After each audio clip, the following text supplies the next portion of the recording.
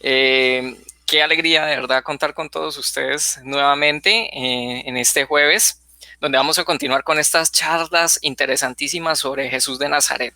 Estamos mirando diferentes aspectos de la vida de Jesús y hoy vamos a tocar un tema muy bonito. Vamos a continuar, darle continuidad, digamos, a lo que veníamos viendo en el jueves pasado con Dianita.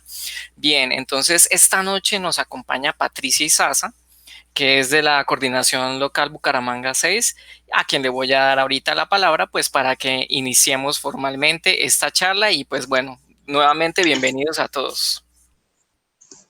Adelante, Patricia. Gracias, Diego. Buenas noches para todos. Les recomiendo de pronto cerrar los micrófonos.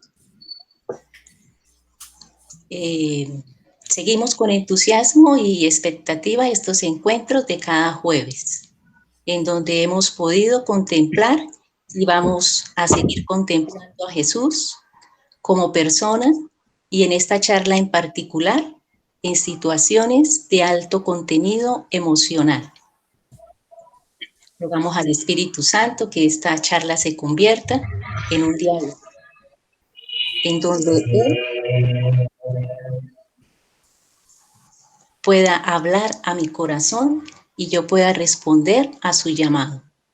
Por esto rogamos que el Dios de la paz, el Dios del amor y el Dios de toda consolación se haga presente con todos sus dones aquí en medio de nosotros. Dijo el Padre Ignacio: llegué y entré en la soledad más profunda de mi ser. Encendí la luz de la fe y, oh prodigio, aquella soledad estaba ocupada por un habitante, el Padre. La condición que nos ponen para el encuentro es el silencio. Silenciar los ruidos de mi mente para acoger al Padre que viene a mi encuentro. Y es por esta razón que en Talleres de Oración y Vida, primeramente nos silenciamos con un propósito: silenciar nuestra mente, nuestro cuerpo, para acoger al Padre que viene a nuestro encuentro. A continuación, precisamente, vamos a silenciarnos y vamos a vivir el pequeño silenciamiento.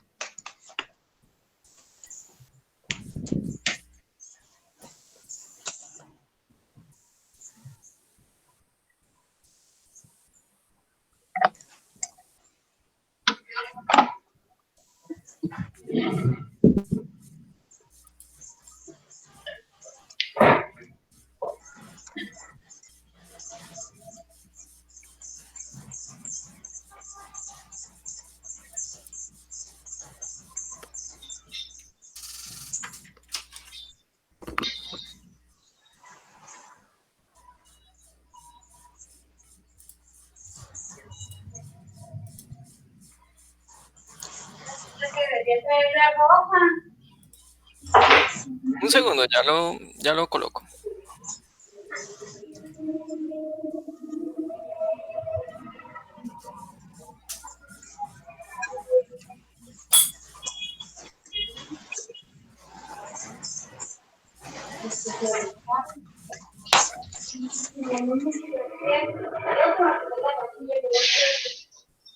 Mientras Diego coloca el pequeño silenciamiento, por favor les recomiendo si podemos cerrar los micrófonos.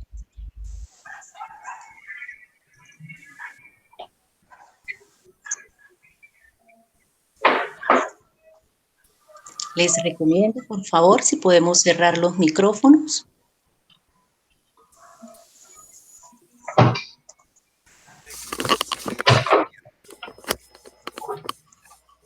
Muchas veces usted se encontrará sin darse cuenta, la frente arrugada, los hombros encogidos, el estómago apretado, los brazos rígidos, todo el cuerpo tenso.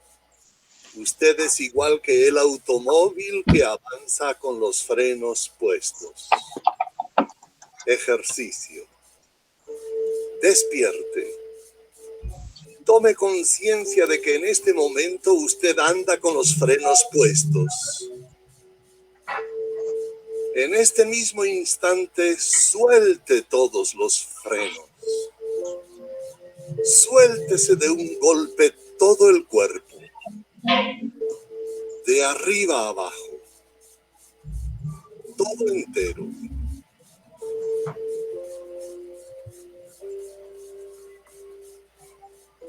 Respire en paz. Levante enérgicamente los hombros y déjelos caer pesadamente. Otra vez. 3 veces.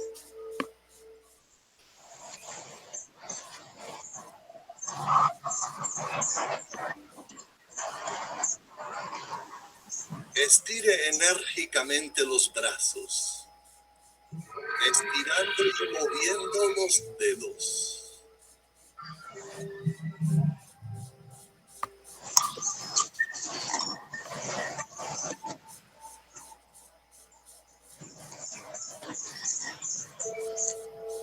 Quédese quieto. Respire profundamente. Tranquilamente.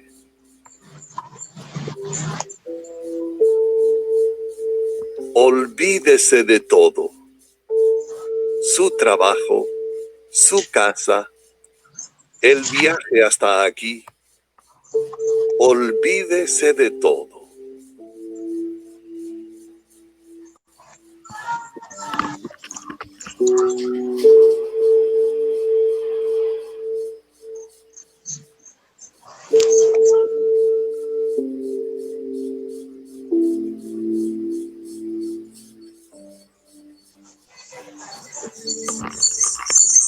Quédese como vacío de todo recuerdo, de todo pensamiento, de toda imagen. Vacío de todo.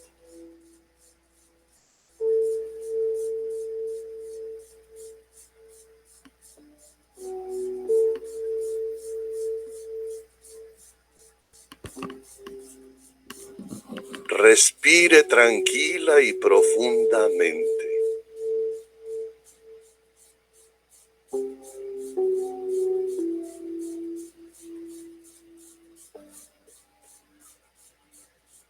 Vuelva a su estado normal.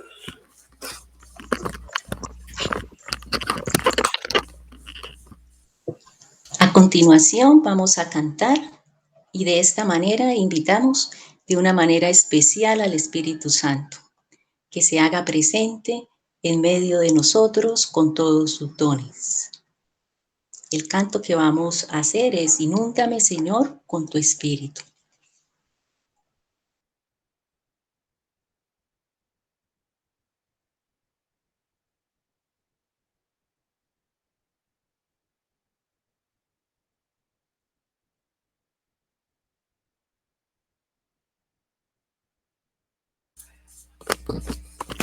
Patricia, no importa si es el de adolescentes. Claro que no, Dieguito. Listo. Gracias. Bueno, ya lo coloco. Dame, Señor, con tu espíritu. Dame, Señor. Dame, Señor, con tu espíritu. Dame, Señor. Dame, Señor, con tu espíritu. Dame, Señor. Dame, Señor, con tu espíritu. Dame, Señor. Y déjame sentir el fuego de tu amor aquí en mi corazón, Señor.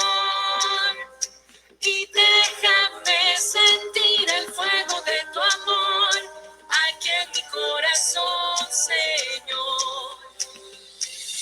Conviérteme, Señor, con tu espíritu. Conviérteme, Señor.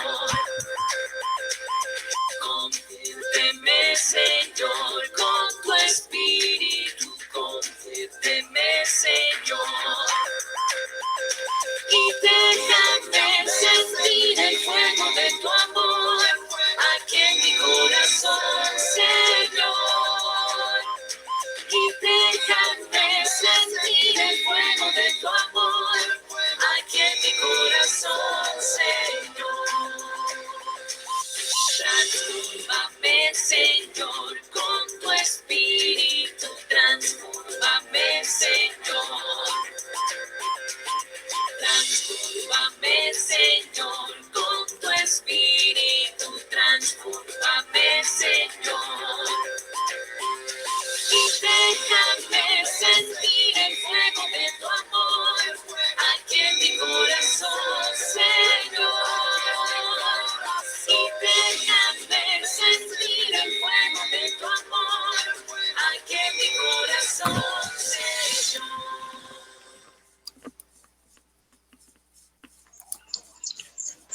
Siendo conscientes que la presencia del Espíritu Santo está en medio de nosotros, vamos a empezar a prepararnos para escuchar la proclamación de la palabra de Dios. El anuncio de Jesús llenó de visiones el sueño de los pobres. El anuncio del reino de Dios, del reino del amor, llenó de esperanza el sueño de los pobres, entendiendo por pobres todo aquel que carece de algo, bien sea de dinero, de salud, de belleza, de afecto. Y a estos preferencialmente se les anunció y se les anuncia el reino del amor del Padre. Pero por esos resortes oscuros del corazón humano, este anuncio que hacía Jesús, que incluía a los pobres, por alguna razón llenó de indignación a los fariseos, a los escribas, a los doctores de la ley que constituían el Sanedrín de aquella época. Y estos sometieron a Jesús a un asedio pertinaz de espionaje y fiscalización hasta hacerlo rodar por la pendiente de la muerte. Y este va a ser el tema central de la charla. Pero inicialmente en esta primera lectura, Jesús invoca y recuerda de una manera insistente, como si se tratara de la misma esencia de Dios. Él invoca la bondad incondicional del Padre, un amor que incluye a todos, un amor que no deja a nadie afuera, un amor que no excluye a nadie. Mientras se proclama la palabra de Dios, mantengamos nuestra Biblia cerrada para abrir nuestros oídos, nuestras mentes y acoger expectantes la palabra del Señor. Y aquí tú puedes seguir con el texto bíblico. Bien. Lectura del Santo Evangelio según San Lucas. Jesús contó esto también.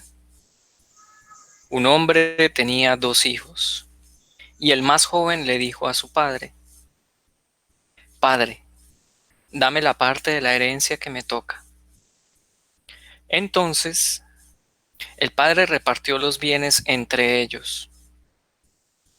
Pocos días después, el hijo menor vendió su parte de la propiedad y con ese dinero se fue lejos, a otro país, donde todo lo derrochó, llevando una vida desenfrenada.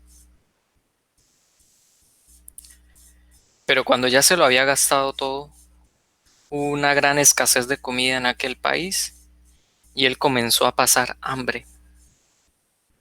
Fue a pedir trabajo a un hombre del lugar que lo mandó a sus campos a cuidar cerdos.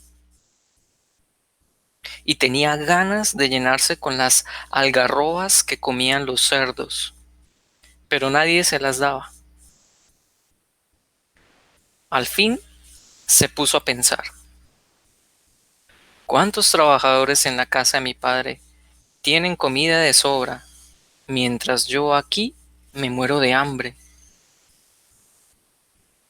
Regresaré a la casa de mi padre y le diré: Padre mío, he pecado contra Dios y contra ti. Ya no merezco llamarme tu hijo.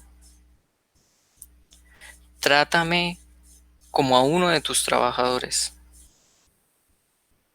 Así que se puso en camino y regresó a la casa de su padre. Cuando todavía estaba lejos, su padre lo vio y sintió compasión de él. Corrió a su encuentro y lo recibió con abrazos y besos. El hijo le dijo: Padre mío, he pecado contra Dios y contra ti. Ya no merezco llamarme tu hijo. Pero el padre ordenó a sus criados: Saquen pronto la mejor ropa y vístanlo. Póngale también un anillo en el dedo y sandalias en los pies. Traigan el becerro más gordo y mátenlo. Vamos a celebrar esto con un banquete. Porque este hijo mío estaba muerto y ha vuelto a vivir. Se había perdido y lo hemos encontrado. Comenzaron la fiesta. Palabra del Señor. Gloria a ti, Señor Jesús. Gloria a ti, Señor Jesús. Vamos a tener un minutico de resonancia en la palabra.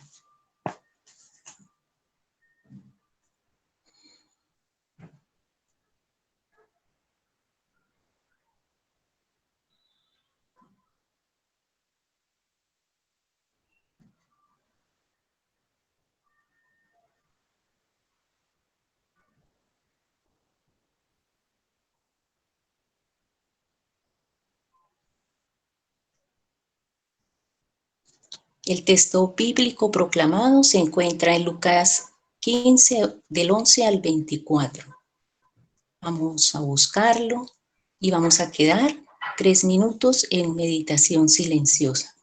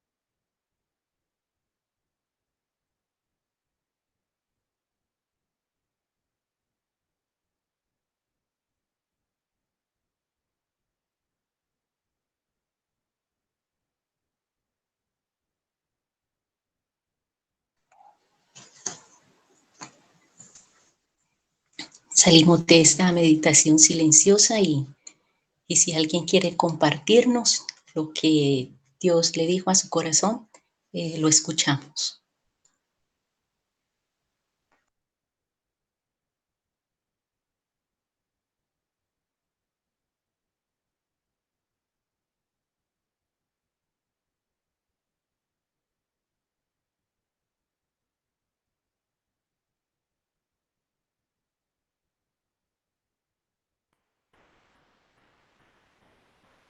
Patricia.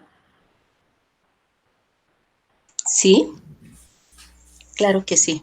Sí. Bueno, en este texto, en sí, lo que encierra y todo, y miro, es ese amor incondicional del Padre. A pesar de las cosas, a pesar de pronto de las malas acciones que a veces se pueden tener. Pero mira que el Padre es ese amor, es ese cariño, es esa ternura en todo momento. Y más en esos momentos de desobediencia, como pasó acá con este hijo pródigo, esperando siempre, siempre esperando y la alegría de que vuelva a casa, la alegría de que vuelva a él. Entonces me llena de verdad mucho el saber eso, el que siempre mi Padre Dios está ahí, siempre está ahí en esa espera. No importa cuánto me demore, no importa cómo esté, pero Él está ahí siempre, esperándome y me recibe con amor, con ternura, con comprensión, sin hacer ninguna clase de reproche. Eso es lo que en el texto de hoy me lleva para mi vida. Gracias, Betty, por compartir. Si alguien más desea compartir. Yo, Rosalba. Claro que sí, Rosalba, la escuchamos. A mí dice, el hijo mayor estaba en el campo y al volver a acercarse a la casa oyó la música y los bailes. Y llamó a los criados y le preguntó qué significaba aquello. Y al recibirla, entonces a mí que me llama acá, que el hecho de estar ya en las cosas del Señor no me tiene que llenar como de orgullo o vanidad y despreciar a los demás, sino que por el contrario, siempre debo, y sobre todo nosotros en nuestra misión, acoger antes a aquella personita que quiere regresar a los brazos del Padre, a traerla nuevamente al redil, y sin sentirme egoísta, por si cuánto el Padre le va mejor que a mí, entonces no, porque antes debo alegrarme de ver que el Señor ha recuperado un hijo más que se había perdido. Entonces, al contrario, atraerlo para que el Padre se ponga feliz de que uno le ha traído una ovejita descarriada. Es impartir. Gracias. Gracias, Rosalba.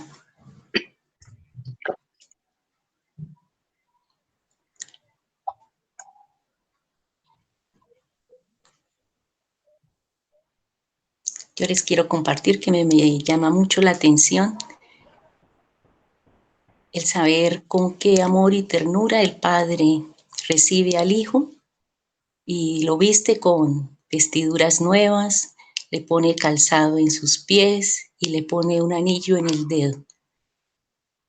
Me imagino la alegría con que el Padre hace eso, cómo le restablece la dignidad a ese hijo, cómo me restableció la dignidad a mí y cómo celebra el Padre, que la palabra dice, y comenzó la fiesta, porque para el Padre perdonar es una fiesta. Entonces damos gracias a Dios por esta palabra que nos conforta, que nos fortalece, que nos cobija, que nos abraza, el sabernos tan amados por el Padre. A continuación, vamos a escuchar al Padre Ignacio a través de unos audios y como les comentaba al principio, vamos a poder contemplar a Jesús en situaciones de alto contenido emocional. El primer audio se titula La revolución de la gratuidad.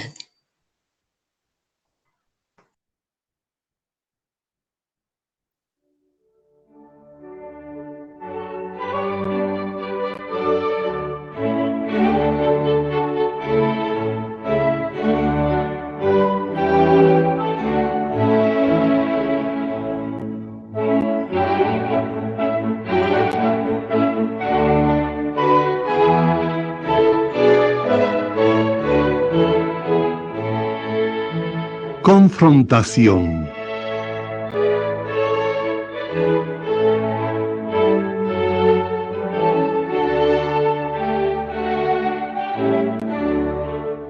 Primero, la revolución de la gratuidad. Aquí comienza el descenso de Jesús. El anuncio de la buena nueva había llenado de ensueños el alma de los pobres, pero también había provocado un estallido de indignación en los custodios de la sana doctrina, los jefes del Sanedrín de Jerusalén. Y estos sometieron al pobre de Nazaret a un pertinaz asedio de espionaje y fiscalización. Los que con mayor ferocidad se opusieron al mensaje de Jesús fueron los fariseos. Ellos fueron los que acuñaron ciertos estribillos que hicieron correr de boca en boca: amigo de publicanos y pecadores, amigo del vino, este anda con los pecadores y come con ellos. ¿Cuál sería la explicación de esta confrontación? Desde su punto de vista tenían motivos para indignarse. Lo que Jesús enseñaba transgredía las normas de la religiosidad popular. Su principio era el alejamiento y la incomunicación de los pecadores, pues de acuerdo a su doctrina, cualquier trato con los impuros los convertía en impuros. Bien sabían los jefes del Sanedrín que Dios es clemente y misericordioso, pero según entendían ellos, esta benevolencia divina estaba reservada para los justos. Si los pecadores querían hacerse merecedores de la divina clemencia, debían dejar de ser pecadores primeramente. Cuando abandonaran su camino errado y se convirtieran, solo entonces recibirían la bondad divina, porque la gracia es un regalo que solo se da a los justos. En contraste con esta doctrina, el amor del Padre, según enseñaba Jesús, se ofrecía sin condiciones previas precisamente a los pecadores.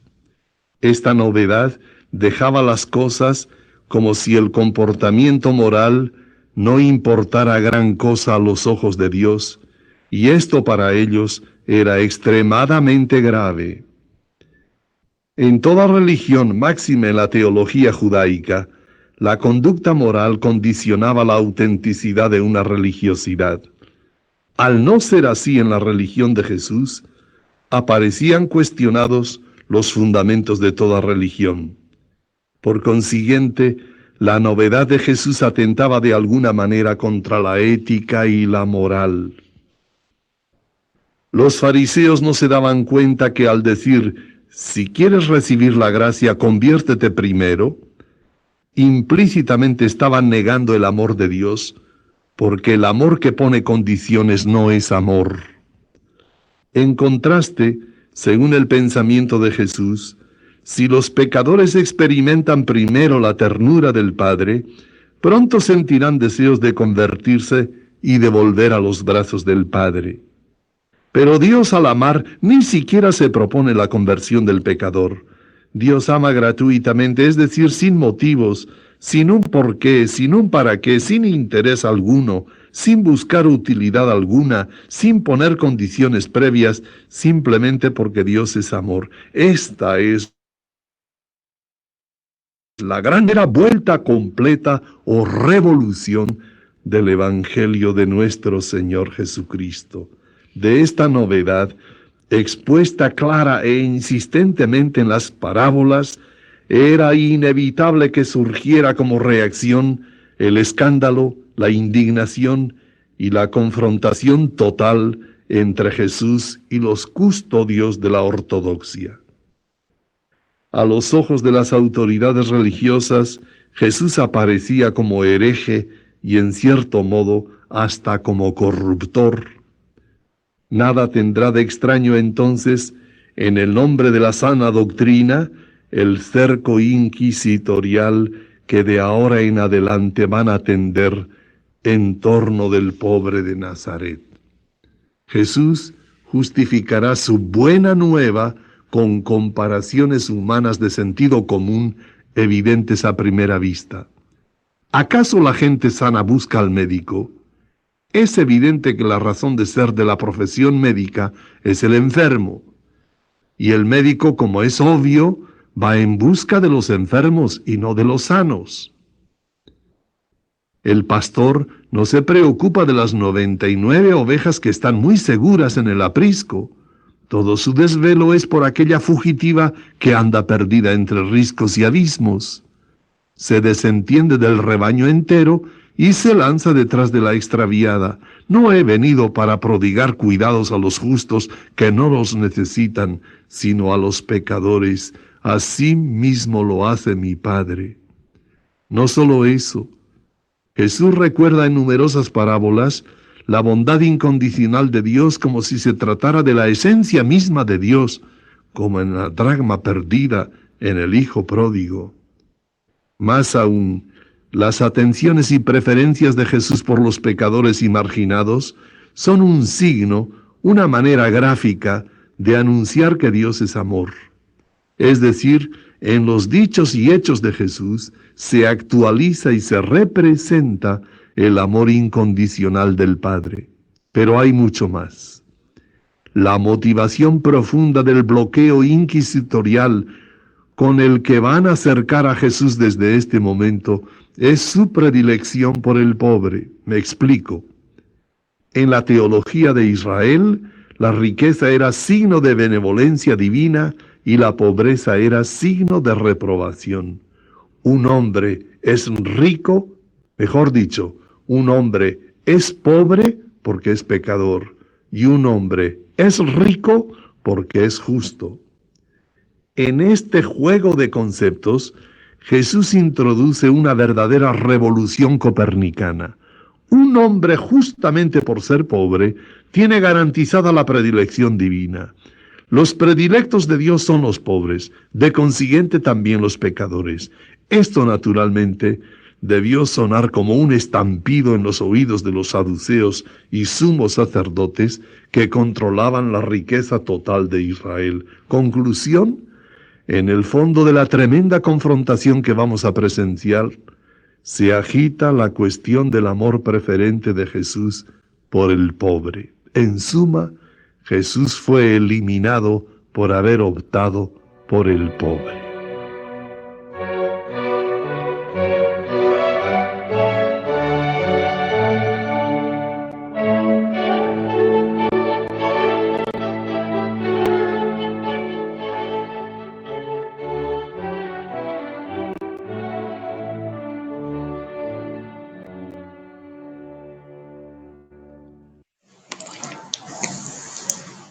Ahora con mucha alegría, con familiaridad, con confianza, podemos compartir esas frases que nos llamaron la atención de este audio que acabamos de escuchar. Entonces, quien quiera participar, bienvenido. A mí se me quedaron 4 frasecitas. El amor que pone condición no es amor. Dios ama gratuitamente porque Dios es amor. Los sanos no necesitan médicos, pues realmente es un compendio de del amor de Dios. Gracias, Ofelia.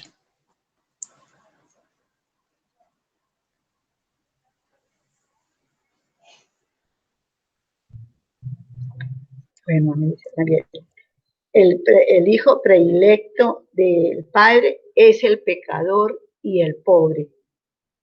Igualmente, él es el pastor que se preocupa más por los pecadores y no por los buenos. Entonces, comparto esas dos frasecitas, ¿no? Que otros puedan compartir. Gracias. Gracias, Rosalba. Bueno, entonces vamos a seguir escuchando el próximo audio que se llama Los espías. Es cortico, son 3 minuticos, entonces vamos a escucharlo.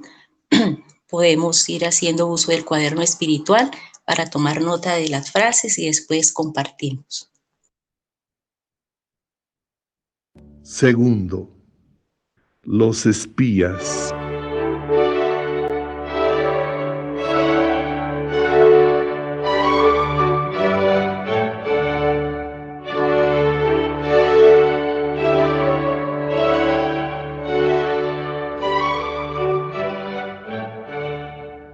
Juan el Bautista había desaparecido de una manera casi macabra.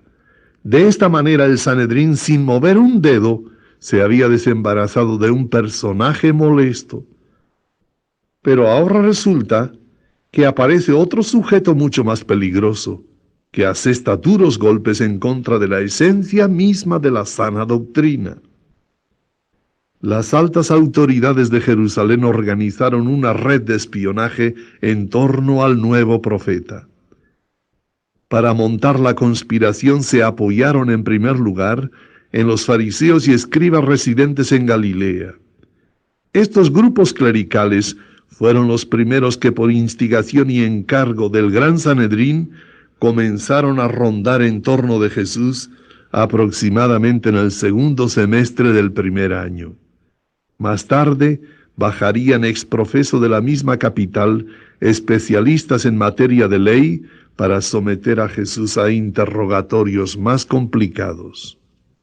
Así, los espías locales establecieron rápidamente un correo diligente con las autoridades de la capital. Los pasos y andanzas de Jesús, lo que hacía y decía, todo se transmitía puntualmente a los archivos de Jerusalén. Los espías se mezclaron entre la multitud al principio cautelosamente debido a la popularidad de Jesús. Todo lo que según su doctrina estuviera errado, lo remitían rápidamente al centro religioso de la capital. Eran profesionales en el arte de la polémica, sobre todo los fiscalizadores que bajaban de la capital. Eran artistas consumados en tender trampas y poner zancadillas. Vivían obsesionados por la ortodoxia. Eran expertos manipuladores de palabras, permanecían eternamente enzarzados en discusiones por sutilezas y nimiedades. Con esta clase de gentes tuvo que habérselas el pobre de Nazaret. Por suerte, Jesús no solo disponía de una privilegiada inteligencia, sino que estaba dotado de una excepcional capacidad dialéctica. No entraba en su programa el capítulo de la controversia, pero los custodios de la doctrina lo arrastraron a este campo estéril y así, largos pasajes evangélicos están destinados a una actividad tan poco evangélica como la controversia.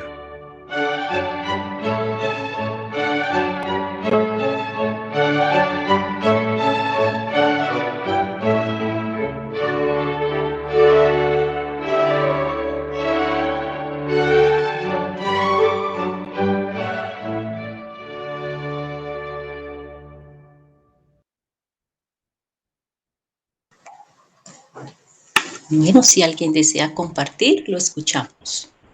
Yo, Patricia. Gracias.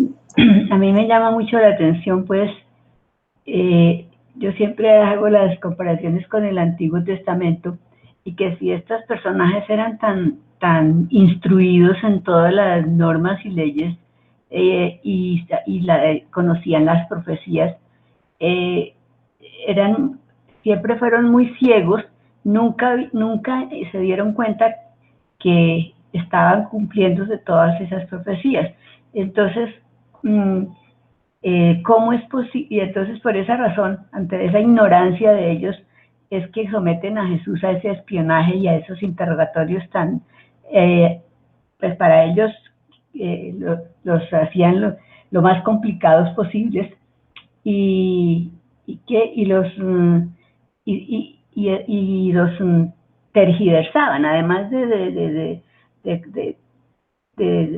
hacerle todos esos interrogatorios difíciles, los tergiversaban. Entonces es increíble pues esa persecución que le entablaron a Jesús por ellos mismos desconocer, tan sabios que eran y tan conocedores de toda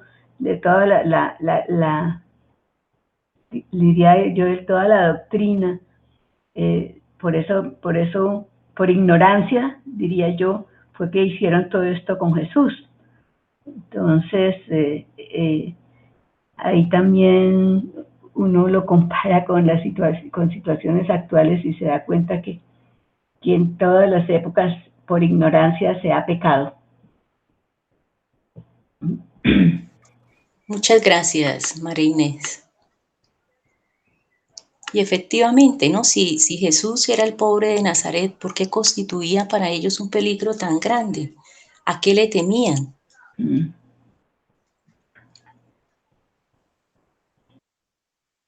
¿Por qué era que rechazaban una doctrina que incluía al pobre? Temían tal vez por sus riquezas, tenían miedo de desapropiarse de pronto de ellas, tenían miedo de perder su autoridad. El amor por el dinero los cegó. ¿Qué era lo que les impedía? Como decía ahorita María Inés, la capacidad de reconocer a Jesús. ¿Qué era lo que los cegaba? ¿Por qué fue tan férrea la confrontación con Jesús? A pesar de tantas manifestaciones de bondad. Y también cómo se sintió Jesús siendo como era Él y como nos lo ha enseñado el Padre Ignacio, un hombre tan sensible. ¿Cómo se sintió Él ante tanto asedio? Son preguntas, ¿no?, que nos quedan ante esta situación. Yo quisiera agregar algo. Creo que también el asedio venía siendo por la estima popular que estaba ganando Jesús en varios sectores del pueblo. Entonces, al volverse tan famoso, pues les llamó mucho la atención que alguien que hablaba como él hablaba y que de alguna forma atraía a las personas como las atraía en masa, poco a poco pues se vieron, eso les llamó mucho la atención, y pues pensar que viene de Galilea, donde normalmente es el sector más paganizado, pues pienso yo que es por el celo que tenían de ser obviamente doctores de la ley y que él viniera con unas ideas revolucionarias, como dijo el Padre Ignacio. Y creo que el hecho de que él les hiciera caer en cuenta su corazón duro, y sobre todo el bajarle los humos de que ellos no son los predilectos de Dios, eso hirió bastante, como lo dice ahí el Padre Ignacio, el orgullo de ser doctos en la ley, de ser conocedores de Dios, y eso en una mezcla de varias cosas, pues eso fue lo que fue como envenenando el corazón de ellos, o más bien haciendo que Jesús se convirtiera en el objetivo a sacar del camino. Sí, Dieguito, así es. Bueno, vamos a continuar con el siguiente audio, que se llama El poder y el perdón. Tercero, el poder y el perdón.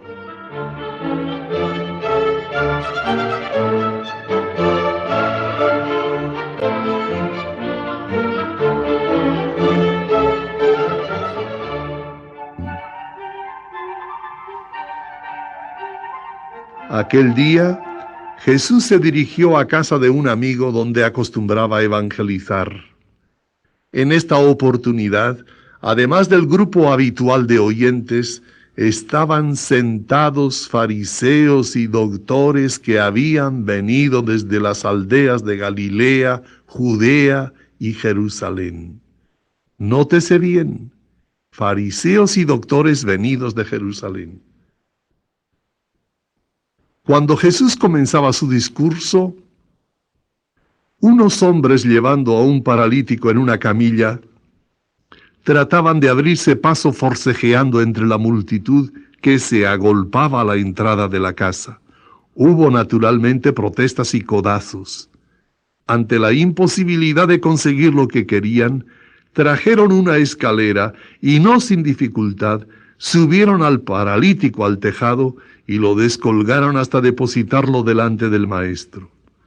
Jesús quedó sorprendido y hasta admirado al comprobar cómo la fe es capaz de sobrepasar todos los obstáculos.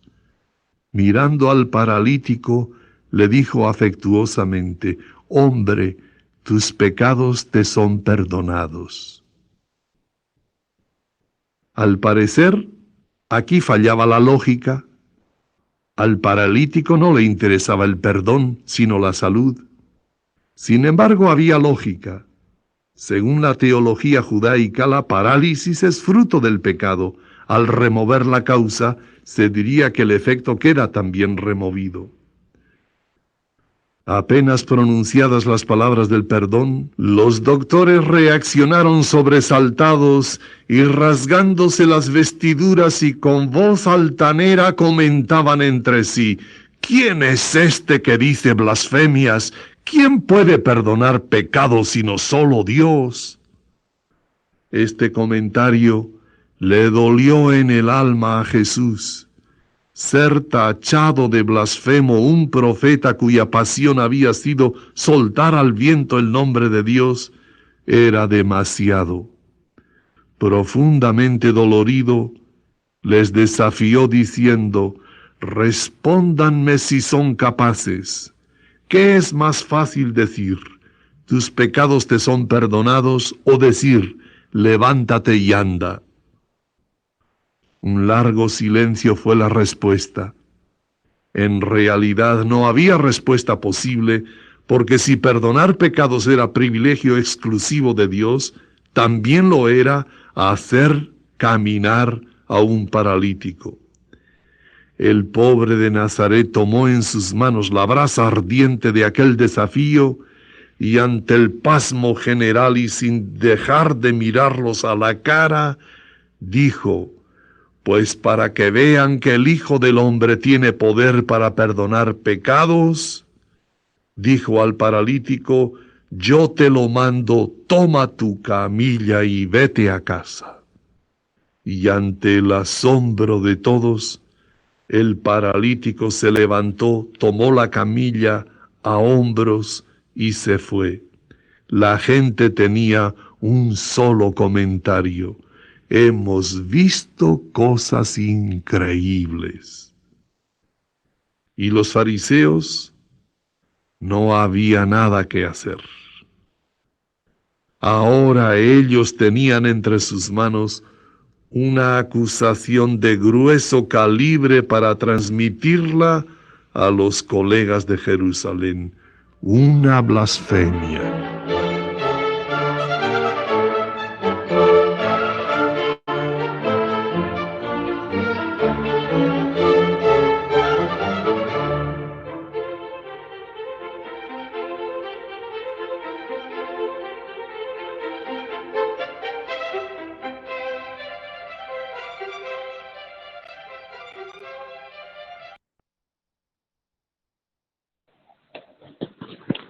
Podemos compartir lo que nos haya llamado la atención.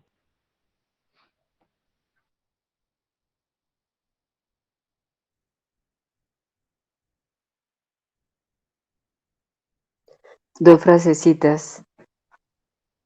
La fe es capaz de traspasar todos los obstáculos. Y la parálisis es fruto del pecado. En esas dos frases deja mucha enseñanza. deja muchas ganas pues de seguir en este caminar, porque la fe es como la base más importante de todo cristiano. Y personalmente me falta fe. Entonces me caló esa frase. Debo buscar con más ahínco que el Señor me regale la fe, el don de la fe. Y la segunda frase, la parálisis es fruto del pecado. Yo siempre digo que lo que a uno realmente lo paraliza son los temores, los miedos infundidos, pues hay tantas cosas que lo paralizan a uno y que no son del espíritu, pues. Entonces voy a profundizar esas dos frases. Gracias. Gracias, Ofelia. Gracias por compartir.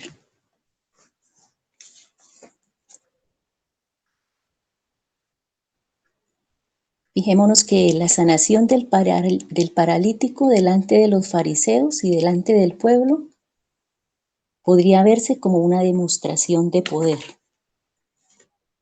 Pero para Jesús no era quizá esa la prioridad. El perdón, sin duda, era una demostración de amor y de misericordia. Y para Jesús era y es más importante perdonar, sanar el corazón herido. Y los fariseos no pudieron detenerlo. No fueron suficiente impedimento para que Jesús demostrara su amor por el paralítico.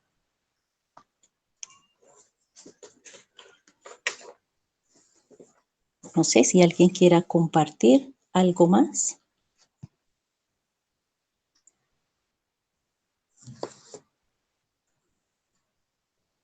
Y si no, entonces vamos a escuchar el siguiente audio que se llama La luz contra la oscuridad.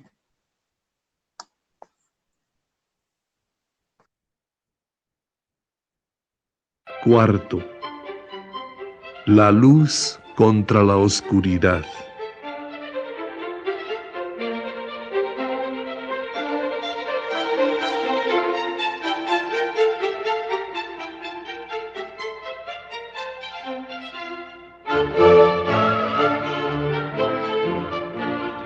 Era un día sábado. Como de costumbre se dirigió Jesús a la sinagoga. Aquel día había allí un hombre con un brazo paralítico. Por lo que después sucedió, aquello tenía todos los visos de una conspiración. Marcos nos dice significativamente que los doctores estaban al acecho a ver si lo curaba un sábado para poder acusarlo. Con toda probabilidad el hombre del brazo tullido había sido llevado allí expresamente por ellos como pieza clave del complot. Jesús tenía conciencia clara de las intenciones de ellos y de que lo que pretendían era enredarlo en sus miserables juegos de palabras vacías para poder acusarlo, por lo cual sintió un profundo malestar y un desconocido sentimiento de indignación, y sin esperar a que ellos lo provocaran, él mismo tomó la iniciativa para meterlos en un callejón sin salida y descalificarlos públicamente. En primer lugar, dirigiéndose al enfermo, le dijo: «Levántate, ponte aquí en medio». El hombre se levantó y se puso en medio. Después, mirando significativamente a sus contradictores, desafiándolos, les preguntó: ¿es lícito salvar una vida en día sábado? Estaban perdidos, no tenían argumentos, no les quedaba otra alternativa que la evasión por el atajo del silencio. Dice el evangelista: pero ellos guardaron silencio. Fue un silencio tenso y comprometedor. En medio de este silencio tan corto y tan largo, una borrasca se apoderó del alma de Jesús. En su misericordia literalmente infinita, se le derretían las entrañas por un leproso, por un gusano, por una pecadora pública. Lo que le resultaba imposible tolerar era la autosuficiencia, la hipocresía y el orgullo de los que se decían representantes de Dios.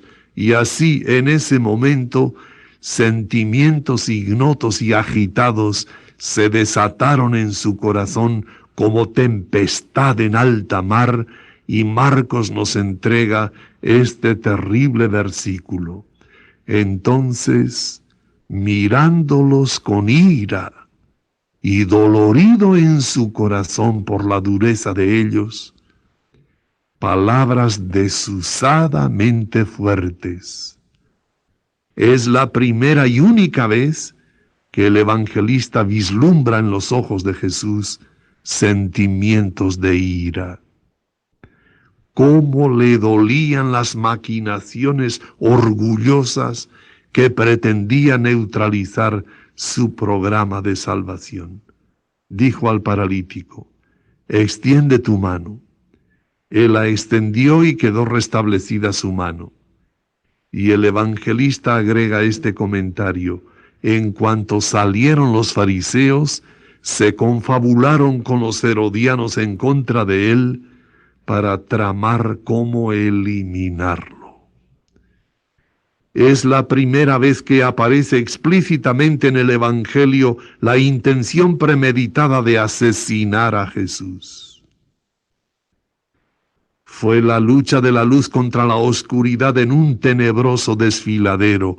Fue por otra parte la típica reacción de los miserables que, al sentirse derrotados, en lugar de reconocer la verdad, intentan eliminarlo. La cruz está a la vista. Los días de Jesús están contados.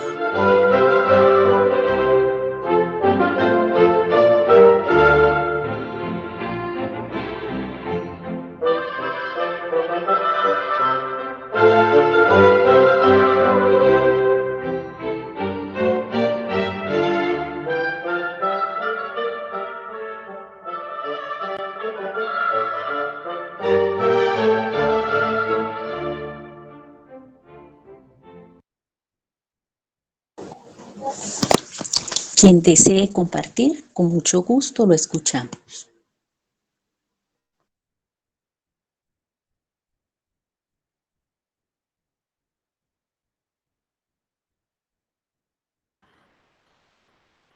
Patricia, Beatriz. Sí, Beatriz, siga. Claro que sí.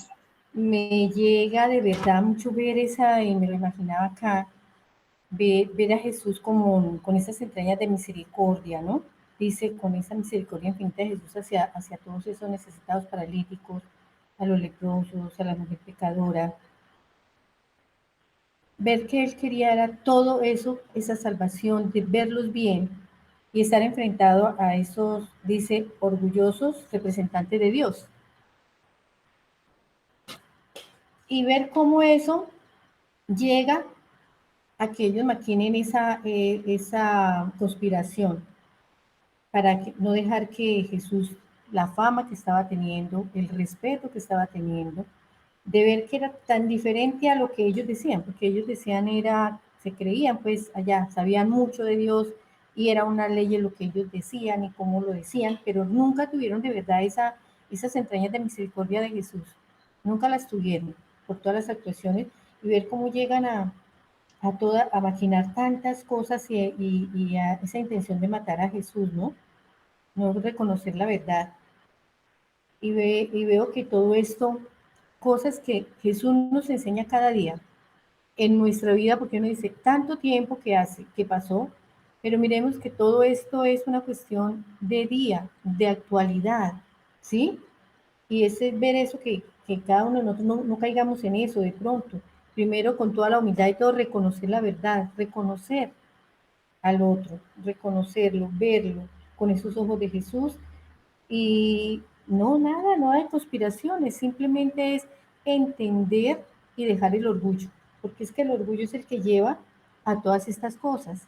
Ese orgullo de que no quiero que nadie esté sobre mí, no quiero que otro sepa más que yo. Y entonces de verdad que me llena mucho de ver esa humildad, ese gran amor de Jesús, ¿no?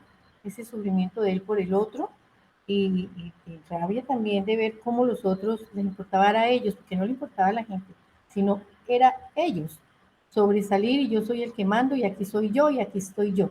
Y no le importaba el resto. Entonces, llama mucho la atención y cada vez que se escucha más de Jesús es una historia, de verdad, muy bonita. Es una vida de verdad de imitar cada gesto de Jesús. Y bueno, gracias ahí a Dios que nos dio semejante regalo a Jesús. Amén. Betty, gracias. Mil Una gracias por Patricia, Sí, siga. yo veo eh, como profundizando en este mensaje, yo veo cuántos Jesucristos hay acá en Colombia, cuántos líderes sociales han expuesto su vida para luchar y reclamar los derechos de muchas personas indefensas, de tantas personas que les han arrebatado sus tierras, sus propiedades, que los han hecho huir de sus, eh, de sus familias, incluso separarse de sus familias, y cuántos se han llenado de tanto valor y de tanto amor por esas familias desconocidas al punto de exponer sus vidas como lo hizo Jesucristo para defender al pobre, al desvalido, al necesitado. Y cuántos les han quitado la vida precisamente por esa soberbia y por esa envidia, por esa afán de tener, de poseer y de aplastar al más débil. ¿Cuántas personas en esta nación nuestra colombiana les han quitado la vida por eso? Porque son personas sencillas, pobres, que han tomado la bandera, el liderazgo de luchar por los derechos de tantísimas personas, de tantísimas familias y tratar de que les restituyan sus posesiones. Entonces, mira que yo no había reflexionado en eso. Yo decía, cada vez que escucho las noticias, yo, ay, qué terrible, Dios mío, qué pecadito, qué bueno. Pero de verdad, yo no me he puesto a pensar, a ahondar en eso. O sea, ¿qué necesidad tienen esas personas de meterse en semejantes problemas y semejantes peligros? Y sin embargo, existen ese tipo de personas y no son personas que tengan algún poder económico, político, no son personas humildes, sencillas como Jesús, que han expuesto la vida para ayudar y defender al más débil. Entonces, pues esto me invita a mí a reflexionar y a entender y a valorar el, el amor tan grande de personas que no les importa y saben el peligro que corren. Y sin embargo lo hacen porque es como ese ideal. No sé si ellos pensarán en Jesús, si aman a Jesús, pero eso es una forma de ser un Jesucristo acá en la tierra, exactamente acá en Colombia. Que Dios tenga misericordia de esas almas. Y hoy creo que fue hoy que nos dijeron ya en las noticias que habían matado a un líder que era muy conocido por allá creo que es en Ocaña. Que Dios tenga misericordia de sus almas y de sus familias y que toque la conciencia de todos los colombianos para que estas masacres se detengan, porque es terrible. Estamos repitiendo la historia de nuestro Señor Jesucristo acá en Colombia con todo ese montón de asesinatos de líderes. Bueno, gracias, eso era mi comentario. Gracias, Melba, muchísimas gracias. No sé si alguien más quiera compartir.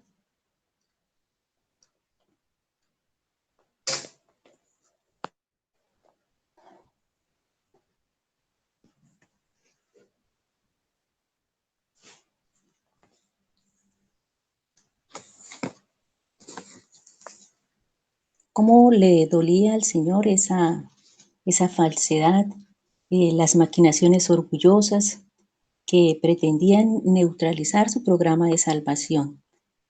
Era en realidad la luz contra la oscuridad, ¿no? Y esto nos lleva a reflexionar, ¿estoy siendo luz? ¿Estoy transparentando a un Jesús inclusivo que respeta las diferencias, que siente especial afecto por los pobres? ¿Soy luz? Nuestro Padre Dios puede hacer que esa luz pequeñita que ha puesto en nosotros cada día crezca hasta convertirse en una antorcha. Y esa es nuestra esperanza, que cada día podamos tener nosotros una conversión y que podamos llegar a ser o a transparentar a ese Jesús que seguimos. Vamos a tener ahora un silenciamiento de 1 minuto, 60 segundos en los que vamos a meditar esto que hemos escuchado.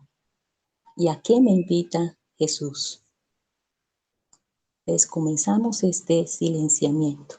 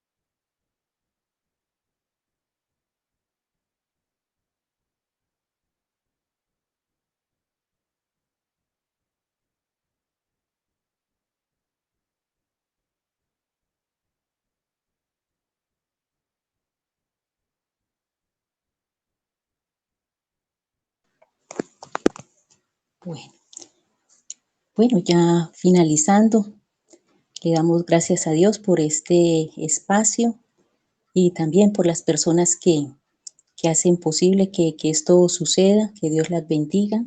Y ya vamos a disponernos a rezar el Padre Nuestro.